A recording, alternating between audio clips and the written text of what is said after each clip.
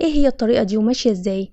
اولا هي طريقة اخترعتها مدرسة بريطانية علشان تعلم الولاد القراءة والكتابة بالانجلش، لان الطريقة التقليدية ما كانتش جايبة نتائج كويسة في المدرسة، ولما انتهجت الطريقة ديت كان في نتائج كويسة. وبعد كده بدون تفاصيل كتير اتعملت كتب وتعرفت في بقية العالم لان نتائجها كانت كويسة جدا مقارنة بالطريقة التقليدية. الطريقة دي بتعتمد على ايه؟ بتعتمد على ان احنا بنقرا باصوات الحروف مش باسمائهم، وماشية بترتيب معين. هي عبارة عن 7 مجموعات اساسية، وبعد كده مجموعات اسمها alternatives، ودي البدايل او الاصوات المتشابهة او اللي بتدينا نفس الصوت. يعني مثلا عندنا ال AI بتدينا صوت A، وال AY برضو بتدينا نفس الصوت A. كمان مثلا ال OI بيدينا OI، وكمان ال OY بيدونا OI، زي مثلا boil او oil.